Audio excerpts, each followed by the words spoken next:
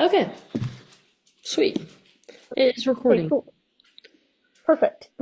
Yay. Okay, I'm just gonna introduce myself and then we'll go from there, I guess.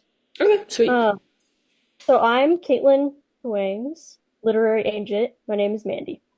I'll be representing her going forward for her third book, um, possibly titled Strange Town. It's not for sure, but that's what we'll be calling it. Okay. My name is Kenna. I'll be representing a managing editor for Akashic Books. We are a small publishing company. Super a lot smaller than the last publishing company that Caitlin worked with, but we're looking forward to discussing this negotiation. Right. Caitlin and Valentine just didn't really have a good relationship, and she doesn't really want to work with a big publisher anymore. So I think this could be a great business relationship going forward for her. She was really interested in self-publishing until she heard about this meeting. So she really likes how you guys are small, independent, and have a great reputation for writers and authors like her. Perfect. Yeah. We're also super excited to discuss working with her, as she is an author that we kind of um, gravitate towards, you Right. could say, just based on her first two books. And I think that her working with us would really help. I feel like we'd be a lot more supportive in her creativity than her last publishing company. I know Right. That's that really what she's we, looking for. yeah, I know that we are going to talk about today terms of an advance payment and of a royalty payment per book sold. Mhm. Do you want to start with there and how? Sure. So I think those two really tie together, so we can kind of negotiate them at the same time Mhm. because depending on what the advance payment is, it'll come out of the royalty payments before she'll get one. Mhm. So for Caitlin, an advance payment would really help her right now as she's trying to be creative and grow this book and get it completed. So she's looking for a little bit higher of an advance payment, but is more willing to negotiate really on the royalty payment percentage. So we were thinking of closer to a $60,000 advance payment, but we were more willing to go down to like a 7% royalty payment Okay. per Um, book. I basically because our publishing company is so small, we kind of don't have the full means to give such a large advance payment as much as we'd love to. It's kind of not like our safest option just because we only have 4 to 5 employees at all times. Um, we are willing though to offer a much higher royalty payment if Huang wanted to take an advance of like less than $20,000. I have the go to give up to a 30% royalty payment under a no advance agreement. I know that that's obviously difficult because she is probably looking for an advance payment. But just with the fact that we're such a small publishing company, it'd be a lot easier for us to provide more on the royalty payment. Right. I totally get what you mean.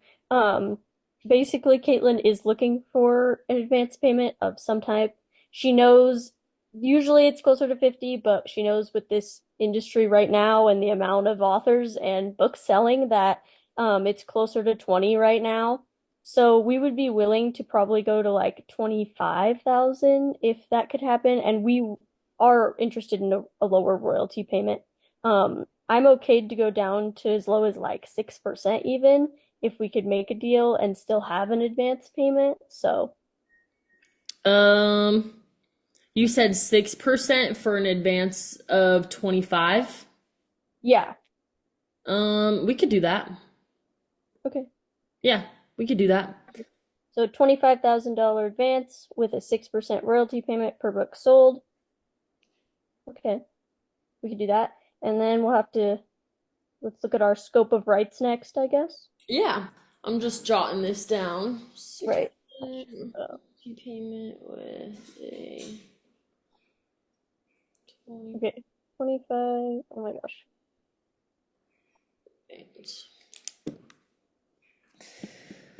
Awesome. Okay. In regards of scope of rights, kind of goes back to how small we are, as a publishing company. Um, Obviously, it is standard industry practice for publishers to take on these rights, but Akashik does not have the staff to kind of fully take on this role. Right. If you guys are wanting us to fully take on that responsibility, we would have to add staff members to take on those roles in the future. Obviously, that is a part of our long term vision, but that's not really something that we can set in stone confidently. If Huang and the agent want to take on these responsibilities themselves, we would be thrilled in letting them do so, and just negotiating a cut of net cash paid, for the troubles. Okay, yeah. So Caitlin would actually strongly prefer to retain all rights to any TV or movie adaptations because with Valentine, she had to give up all her rights and they didn't say that they were gonna, use them against her or anything, but she didn't like that they would have the first say in what would happen with her book because she's so creative and she just wants it a certain way. She Mm-hmm. doesn't want a loosely made movie that doesn't really match what she's created. Yeah. So she would love to have retain all the rights and then we could do like a regular 50-50 split on um any profits. Like still industry standard because I'm pretty sure the cut is still usually like 50-50 between any for adaptations, I think. Okay. Yeah, I'm okay with that as well. Okay, so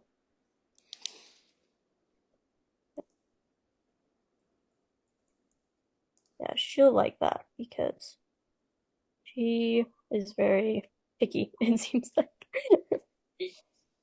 Understandable. It's the creative minds. Oh, yes. Okay, so target release date. Um, Obviously, Caitlin did a lot better on her first book that had no release date publicly posted or anything. She self-published it and it was the bestseller. And Mhm. she was less successful with her second book that had a hard date that was published with Valentine. So she's willing to have a release date, but she would love it to be internal in case it needs to be pushed back, pushed back. And um she was hoping to have it at least 15 months away, so like December of 2025. Because we do think a soft set date would help her and a schedule to keep her on track and everything, but she doesn't want it released to the public due to the fact that it may not be as creative as her other works. Yeah, I totally understand that. I think that we were looking for just having the book ready to go within the next 2 years, if possible. Okay. Obviously, Caitlin has a super large media following, and Right. you can kind of like advertise that and get the hype going on behind the scenes. So we're Mhm. not really looking to like give her a set date and have every single page of it done. But we're kind of just like targeting that like 15 to 24 month range would be ideal for us as well. Right. So if we set a date at like maybe like 20 months, and Yeah. then that would be like, oh, what is that? Maybe like April of 2026. I'm trying to remember how far that is. Yeah. Super I bad. know 15 months is December of 2025, Okay. so I guess Um, May. yeah, that would be fine with me. Okay, so May 2025 and have it as a would would you be okay with it being just an internal date? Um, yes. As long as that's like down on paper and agreed to. Right, like between Caitlin, me, and Akashic, of course, like, but Yeah. not like necessarily like out on social media, like this is when it'll be out. And I mean, maybe closer to the date, obviously, if the book is already like ready to go, we could do Yeah. that. Yeah, Um, absolutely. yeah, yeah, I think that's very fair. Um, I think Caitlin will really like this. She wanted to really go with the self-publishing route, but then she was super interested when you guys reached out, so I think it'll be great. Yeah, awesome. I'm excited. Yeah. Woohoo! Ooh, second negotiation. Yay! Okay,